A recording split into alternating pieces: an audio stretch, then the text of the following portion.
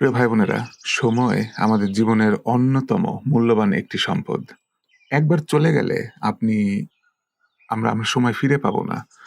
আল্লাহ তার কোরআনের ভেতর সেই সময় নিয়ে, সেই সময়ের সম্বন্ধে, সময়কে কসম করে বলতেছেন, আমাদেরকে শিক্ষা দিচ্ছেন যে মানব জাতির জন্য চূড়ান্ত সফলতা অথবা ব্যর্থতার ফর্মুলা চূড়ান্ত। প্রিয় ভাই বোনেরা, চলুন একটু বুঝে নিতে চেষ্টা করি এই ছোট্ট ৩টা আয়াতে আল্লাহ আমাদেরকে কি শিক্ষা দিচ্ছেন, কি সতর্ক করতেছেন ইনশাআল্লাহ। দেখেন, দুনিয়াতে এত কিছু থাকতে আল্লাহ সময়কে কসম করে কেন কেন আমাদেরকে শিক্ষাটা দিচ্ছেন? কারণ সময় আমাদের অন্যতম অমূল্য সম্পদ। একেবারে। কারণ সময় ছাড়া আমরা এই যে ইবাদত করা বলেন আর ইবাদত না করা বলেন, সবকিছু আয় রোজগার থেকে শুরু করে দিন যাপন করা, চিন্তা ভাবনা করা, আমাদের কিন্তু আমরা সময়ে সীমিত, সময় লাগতেছে। আল্লাহ একেবারে সেই সময়, এই আসর শব্দটার মানে সময় যেমন চিন্তা করা যায়, সময় অনুবাদে আসে, আরেকটা আসে হচ্ছে আমাদের এই যে দিনের শেষের দিকের সময়টা, আসরের সময় শেষের দিক। তো দিনের শেষের দিক আপনি এভাবেও চিন্তা করতে পারেন, একটা স্মরণ হয়ে যাওয়া যে আমাদেরও জীবনের শেষের দিক বা আমার জীবনের সময় ঘনায় আসতেছে হয়তো। যেহেতু জানি না জীবনটা শেষ কখন, মূলত সময়ের গুরুত্ব একেবারে সেই রকম অতুলনীয়। আল্লাহ সেই সময়ের কসম কেটে আমাদেরকে বলতেছেন যে সব মানুষ অবশ্যই লস্ট, হারানো, ব্যর্থ, হেরে গেছে, লুজার। সব মানুষ একদম আল্লাহ স্পষ্টভাবে জানায় দিলেন।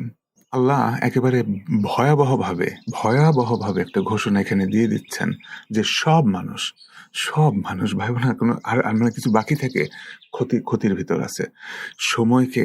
সময়কে তারা এমন ভাবে বিনিময় করতেছে। ধরেন একটা ব্যবসায়ীর সাথে যদি আমরা চিন্তা করতে যাই যে একেবারে ছালা, মানে মূলধনও সব ব্যবসা লস করে মূলধন সব চলে গেছে। এই সময় যদি অপচয় হয়ে যায়, এই সময় যদি সময়ের ভিতরে, যতক্ষণ সময়ের ভিতর কাকে বলে, যতক্ষণ বেঁচে আছি, সময় হাতে আছে, সুযোগ আছে, এর ভিতরে যদি সেই সময়কে ভালো কাজে না লাগাই, ভাই বোনেরা, একেবারে সেই সময়ের বিনিময়ে আমি তো এই দুনিয়া হারালামই, সময় অপচয় করে ফেলছি। আর ফলস্বরূপ আখেরাতের সেই চিরন চিরন চিরন্তন জীবন আর একেবারে চূড়ান্ত ফলাফল আমি ব্যর্থ হয়ে যাচ্ছি। সময়ের বিনিময়ে আমি কি কিনলাম? শুধু আফসোস কিনলাম। তবে ভাই বোনেরা, এখন এই যে আল্লাহ একটা তবে দিচ্ছেন, কিন্তু একদম শেষ আয়াতে আল্লাহ জানাই দিচ্ছেন যে তারা না, এই যে যারা ঈমান আনে। এখন ঈমান আনে বলতে কি বোঝায়? সহজভাবে আমরা বুঝতে পারি, আল্লাহকে স্বীকার করা। তো আল্লাহকে স্বীকার করার সাথে সাথে কয়েকটা বিষয় তো এসে যাবে প্রিয় ভাই বোনেরা। কারণ আপনি আল্লাহকে বিশ্বাস করতেছেন, মানেই আল্লাহকে অতটুকুন চিনতে পারছেন, বুঝতে পারছেন। আল্লাহ কি, কে? আল্লাহ আমাদের ইলাহ, আল্লাহ আমাদের রব, সৃষ্টিকর্তা, পালনকর্তা। আদেশ নিষেধ করতেছেন, জীবনযাপন আমরা কিভাবে করা উচিত না উচিত। আল্লাহ সেই আল্লাহ আমাদেরকে সেই জন্য তৈরি করে এই পৃথিবীর বুকে পাঠাইছেন। সবকিছু এসে যায়। তো আপনি যখন নাকি সেই আল্লাহকে স্বীকার করতেছেন, আপনার সব কাজ আল্লাহকে কেন্দ্র করে স্বীকার করে রেখে, নিয়তে, চিন্তা চেতনায় আপনার সব কাজ তখন আল্লাহর ইবাদতে, আমাদের সব কাজ তখন আল্লাহর ইবাদতে পরিণত হচ্ছে। তো এই জন্য ঈমানের গুরুত্বটা। আর তারপর আল্লাহ বলতেছেন যে শুধু ঈমান আনলে হবে না, আপনাকে সৎ কাজ করতে হবে। তা আল্লাহকে বিশ্বাস করতে হবে, সৎ কাজ করতে হবে। সৎ কাজ, ভালো কাজ, নামাজ, রোজা, হজ, যাকাত, অন্যের প্রতি দয়া, মায়া, সৎ কাজ, ভালো কাজ। আল্লাহ সেই কাজ কোন কাজকে সৎ কাজ বলে সেটাও শিখাই দিচ্ছেন। আমাদের কমন সেন্স, জ্ঞান বুদ্ধি দিয়ে বোঝার ক্ষমতাও আল্লাহ আমাদের ভিতরে দিয়ে দিচ্ছেন। তো সেই সৎ কাজ বলতে যা বোঝায় তা আমাদের করতে থাকতে হবে। তারপর অন্যকে সত্যের কথা, হকের কথা বলতে হবে, স্মরণ করায় দিতে হবে। তাহলে নিজে সৎ কাজ করলাম, নিজে শুধু ভালো কাজ করলেই হবে না, অন্যকে আবার সেই ভালো কাজের কথা, সত্যের কথা স্মরণ করায় দিতে হবে, দাওয়াত দিতে হবে, ডাকতে হবে। আর শেষ পয়েন্ট হিসাবে আল্লাহ আরেকটা শর্ত দিয়ে দিচ্ছেন যে ধৈর্য ধারণের। ধৈর্য ধারণের উপদেশ। ধৈর্য ধারণের ব্যাপারটা দেখেন আল্লাহ কি সিরিয়ালে কথাগুলো বলেন, ঈমান আনতে হবে, ভালো, ভালো কাজ করতে হবে, ভালো সত্যের কথা অন্যকে বলতে হবে। এইগুলা অনেক ক্ষেত্রে কঠিন মনে হতে পারে। কারণ এইগুলোর সাথে আল্লাহকে চেনার সাথে আল্লাহ আমাদেরকে পরীক্ষা করবেন, এই পৃথিবীর বুকে আমাদের ইচ্ছা আকাঙ্ক্ষার ব্যাপার আসবে। আ কঠিন, কঠিন কিছু একটা হারানো, ক্ষয়ক্ষতির মাধ্যমে আল্লাহর যে পরীক্ষার ব্যাপার আছে, কঠিন সময় যাবে, জীবনে আসবে। ওই সময় ধৈর্য ধারণ করা, নিজে ধৈর্য ধারণ করতে হবে, অন্যকে ধৈর্য ধারণের পরামর্শ দিতে হবে, স্মরণ করায় দিতে হবে। তো ধৈর্য ধারণ বিষয়টা কি? আমি যতটুকুন বুঝতে পারি প্রিয় ভাই-বোনেরা, এটা শুধু অপেক্ষা করা না যে শুধু কিছুটা সময় পার হয়ে যাওয়া, এটাকে ধৈর্য ধারণ বলে। আমি এরকমটা মনে করি না। ধৈর্য ধারণ ডেফিনিটলি আল্লাহর পরিকল্পনায় আপনি আস্থা রাখতেছেন। আল্লাহ জেনে বুঝে তার মহা জ্ঞান দিয়ে সে এইটা প্ল্যান করছেন। তার পরিকল্পনা অনুযায়ী আমার জীবনে, আমাদের জীবনে আল্লাহর সৃষ্টি সবকিছু বাস্তবায়ন হচ্ছে। সময় গড়াচ্ছে আমাদের দিক থেকে। আর সেইভাবে করে বাস্তবায়ন হচ্ছে এটা আল্লাহর পরিকল্পনা অনুযায়ী।